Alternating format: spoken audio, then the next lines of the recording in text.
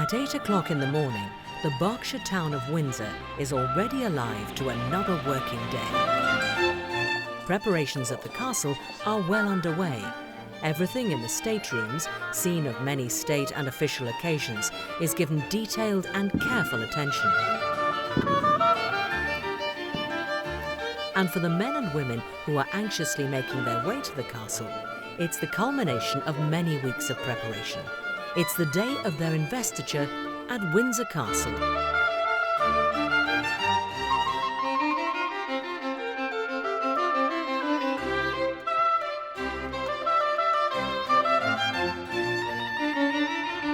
A short walk from Buckingham Palace at St James's Palace is the central chancery of the Orders of Knighthood. It's part of the Lord Chamberlain's office and is responsible for governing the orders of chivalry and maintaining the records of all appointments within each order.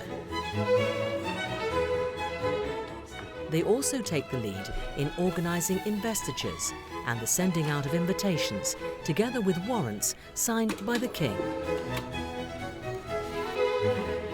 Lindsay, good morning. Can we just confirm some of the numbers that we are expecting for investitures in the next season? Looking at February, Investiture X in the morning at Windsor Castle with the Prince of Wales. 65. 65, thank you. Just turning, we've got 4 in March. When the various insignia arrive from the manufacturers, each decoration is very carefully scrutinised for blemishes and then stored in the central chancery's vaults to await its recipient.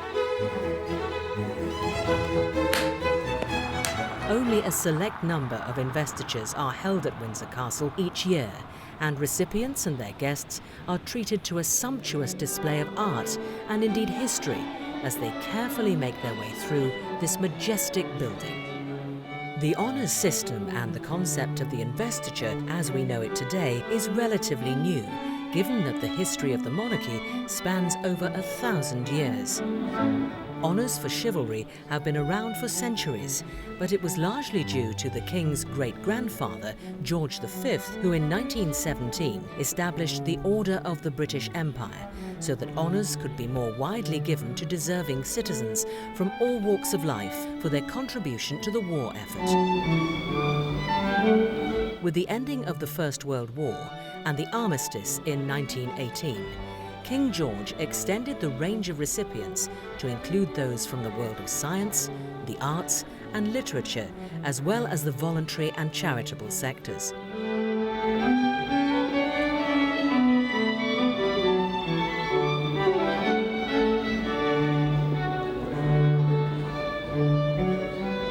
Many countries in the world today have honours and awards of one sort or another, but nowhere is the bestowing of titles and decorations performed in such splendid surroundings and with such grace, style and ceremony.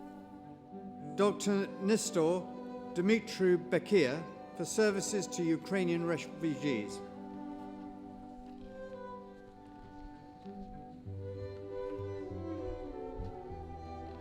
I think one of the most important aspects of an investiture is to be able to reward in a suitable way the selfless service and dedication of so many of these remarkable people.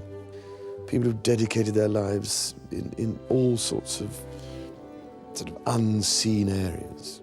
I'm aware, only too aware, that for the vast majority of people who come to an investiture, it is a very important moment in their lives when they're being given an honour and a reward and a thank you for all the marvellous things they've done. When talking with the recipients at these investitures, I'm reminded of all of the great things that they have done to earn their awards, the long service that they have given throughout their working lives, the considerable achievements they have reached, and the selfless commitments they have made to their communities. Those who have deserved recognition do get reached by the honour system, and I've met many of them in my travels around the UK and elsewhere. I hope that the example set by these naturally generous and determined people will not be underestimated, and especially that they will have enjoyed the experience of today.